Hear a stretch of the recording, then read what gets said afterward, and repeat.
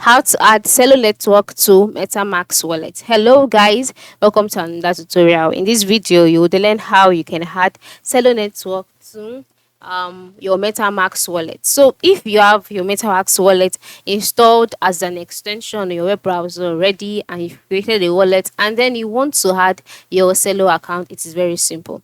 The first step is to sign in into your MetaMask extension, just like I have done here. You might be asked to unlock your wallet with your password. Just follow through the process, and then once you're on this page, the next thing to do is to move to the top left corner where you can see the networks drop down menu. Then you click on it. After clicking on it, you can see the different accounts, the different networks that are available. Now, if you cannot find Celo Network here, just go ahead and click on add network. Then on the networks page, you can see the settings option and all of that. Then scroll down and click on add network manually.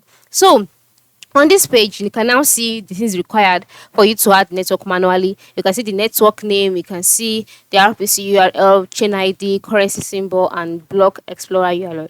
Then once you can see this, the next step would be to get your details. All right, so for Celo Network, to get your details, you can just go to your web browser, click on the plus icon to add a new tab, and then type out the RPC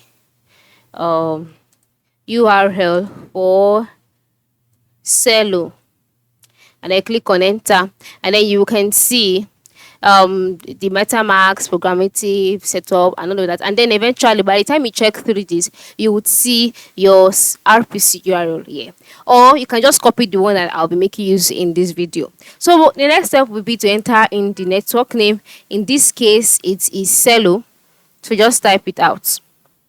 All right, Celo. Okay, Celo, and then the next thing is the RPC URL.